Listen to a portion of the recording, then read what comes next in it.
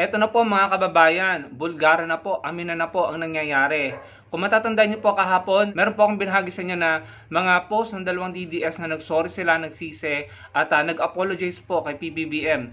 Yung isa yata ay personal pang nakapagkita para mag-sorry, ano. At pinakita ko sa inyo yung kanilang mga lumang post na talagang pinakita ko sa inyo, sila pa yung isa nagkakalat ng pulboron narrative. At may mga sinabi silang hindi maganda sa Pangulo, no.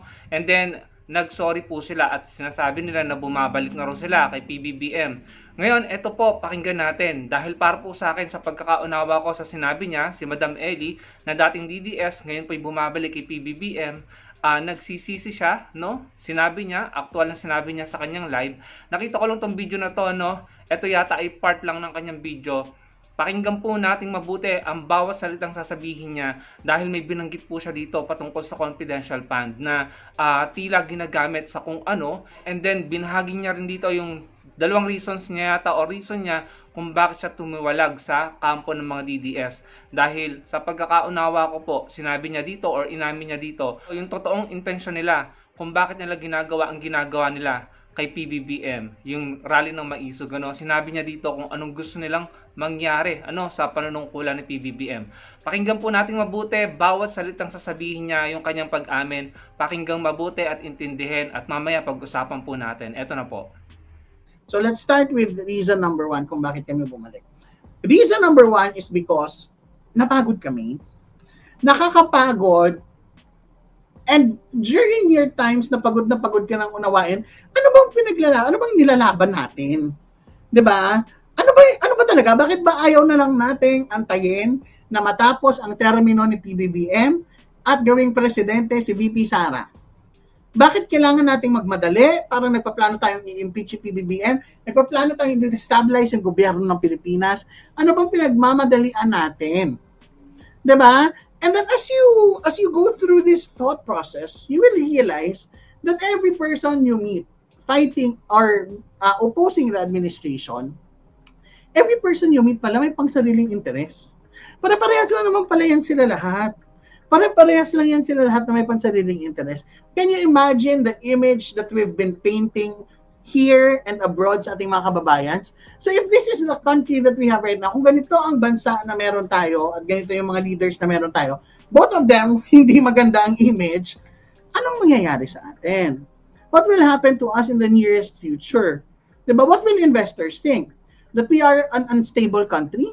That we cannot run our country in such a way that we are united, or in such a way that we do not oppose each other? So paano mo papatakbuhin ng isang bansa na magkakaaway-away ang lahat-lahat ng tao dahil may kanya-kanya silang side? And the root cause of this is simply because we wanted someone else. Parang minamadali nating palitan ang nakaupo ngayong Pangulo, who is PBBM, minamadali natin kasi siyang palitan.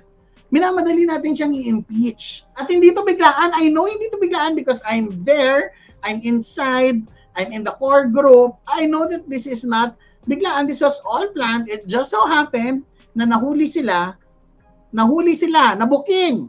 Diba? Nabuking ang mga plano, si confidential fund.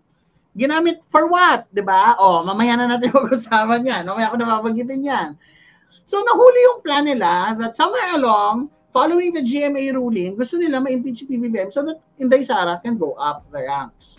At yun yung hindi ko maintindihan. Hindi ko maintindihan bakit natin ginugol yon when during election time, we all supported the unity. We all supported the fact that they are running as teammates in order for them to execute their duties and obligations para sa bayan, para sa ating mga Pilipino. But somewhere along, nagkaroon ng sariling mga interest, probably not VP Inday Sara or probably people around her, nagkaroon ng mga pangsariling interest, gumawa ng mga kabulastugan, gumawa ng mga kalokohan, and they really wanted PBBM out. They really wanted to impeach the President of the Philippines. By all means, in all ways, di ba? Sa lahat ng paraan na kaya nilang gawin. And that's just nakakapagod. And you will realize that the people surrounding you dito sa laban na to, during the rallies, during the Maisog rallies, during the Liwasang Bonifacio rallies, if you really observe each and every one of them, every speaker there, nandun sila kasi nagtampo sila. May hinain sila. Yung isa doon, hindi ko napapangalanan, yung isa doon, nagtampo kasi hindi siya nabigyan ng posisyon. Yung isa doon, nagtampo kasi siniba. Yung isa doon, hindi nanalong senador, gumawa ng mga eksena para i-destabilize or sirain ang gobyerno. From his own words, sabi niya sa isang meeting abroad, sabi niya, hindi kasi nila alam na kaya kung manira ng gobyerno. Can you imagine? And you hearing that, you who is really believing that they are fighting for the greater good, magpapa-step back ka and mapapaisip ka, anong nangyayari? I really thought we were fighting for something good to make the Philippines better. But at the end of the day pala, may gusto kayong isulong na interes. 'Di ba? May gusto kayong ma-achieve sa pinagagawa nyo. Because you know, kung magwagi man kayo, magwagi at napatalsik si BBM, my God, for sure, pagpapatuloy nyo lang ang mga kagaguhang nangyari noong nakaraang administrasyon. Ayun mga kababayan, dinig nyo naman po, no? Napagod na raw siya, mismong siya hindi nagustuhan yung mga natuklasan niya. Sa pagkakaunawa ko po, impeachment po talaga ang layunin ng kampo ng mga DDS, no? Kampo po, dun sa kabila, impeachment po talaga ang layunin nila na gusto nilang mangyari sa Pangulo. Mapatalsik nila para mapaupo si VP Sara. Sa kanya po nanggaling yan. Siya po ay dating miyembro ng mga vloggers ng mga DDS, ano? Pero sa totoo lang, alam nyo, ako mayroon akong doubt or parang reluctancy dito, no? So, kung siya'y bumalik na sa mga vloggers ng PBBM, ako naman po ay kakamping, no? Kung siya'y bumalik na sa mga vloggers ng PBBM, tapos sasama siya sa grupo, mapapabilang sa GC, sa akin lang naman to, no? Hindi ko po sinasabi na ito yung gagawin niya. Pero, mag-ingat po kayo.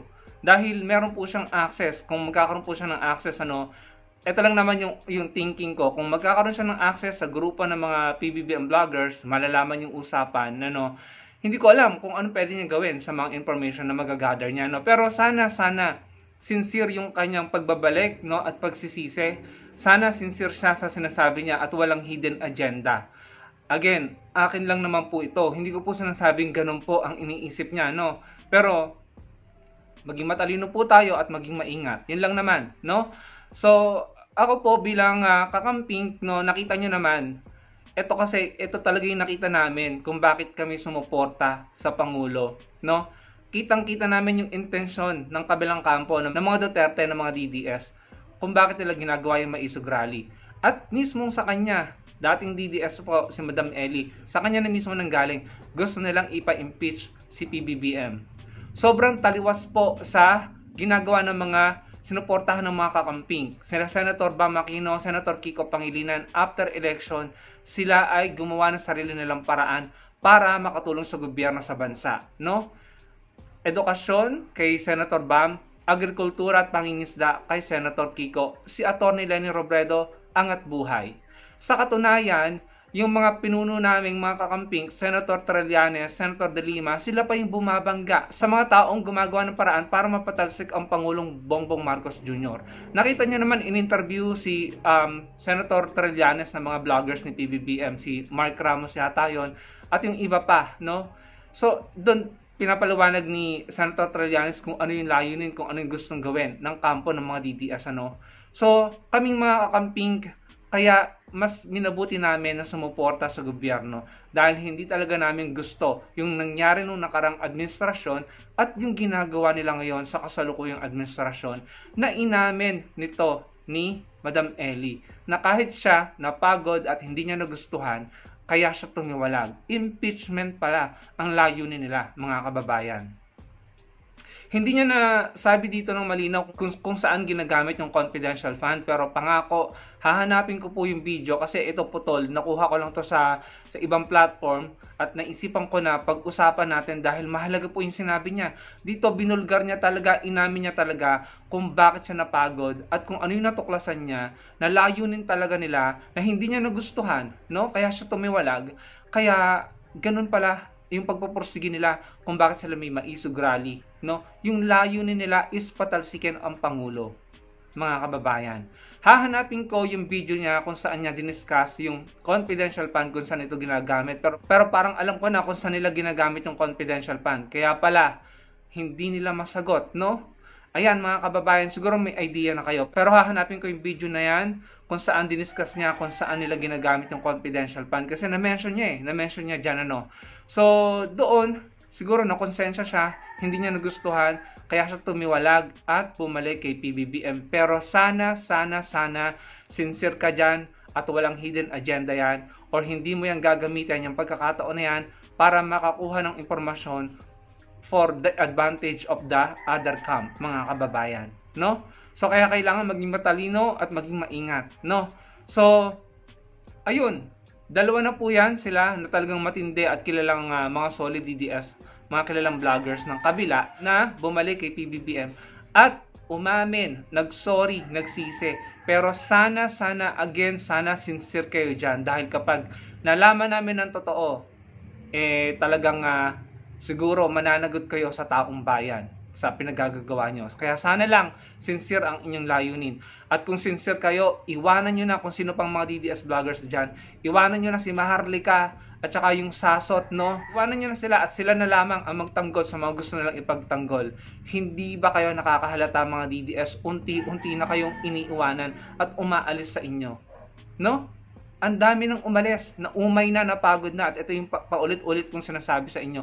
Yung taong bayan ay umay na umay sa ganyang estilo at pagod na sa ganyang estilo. Murahan sa stage, bastusan, kung ano-anong black propaganda, video na ipinalalabas, mga witnesses na kung ano-ano pa. Tapos malalaman mo, peke, hindi totoo, hindi kayang patunayan. Anong napala nyo?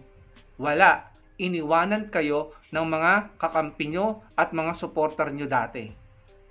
Pero uulitin ko, mga kababayan, mga kakamping, mga ka-PBBM supporters, maging maingat, maging matalino, no? Huwag basta-basta maniwala, no? Uulitin ko, sana sincere kayo sa pagbabalik niyan at pagsisisi nyo dahil kung hindi, mananagot kayo sa amin. Kung yan ay may hidden agenda. Kitang-kita, sila mismo napagod na umay, tumiwalag, nagsorry, nagsisi. Inamin ang mga bagay-bagay. Nakakakilabot. Yung pala talagang gusto nyong mangyari. Sinabi niya mismo ni Madam Ellie, no, na baka ibalik na naman daw yung mga ginawa nung nakarang administrasyon kung papatalsik si PBBM. Kaya kaming mga kakamping, kami mismo hindi pumapayag na mangyari yung gusto nilang mangyari. So kayo mga kababayan, narinig nyo naman po yung sinabi niya, ano pong masasabi nyo? Ilagay nyo sa comment section below. At huwag niyo pong kalimutang i-like ang video natin para mas maraming makarinig, makapanood ng video na to at makaalam ng isiniwalat inamin ni Madam Ellie. At pangako, hahanapin ko po yung video niya kung saan diniscuss niya, kung saan ginagamit ang confidential fund at pag-usapan po natin. Maraming pong salamat sa panonood. Magkita-kita po tayo sa susunod kong video.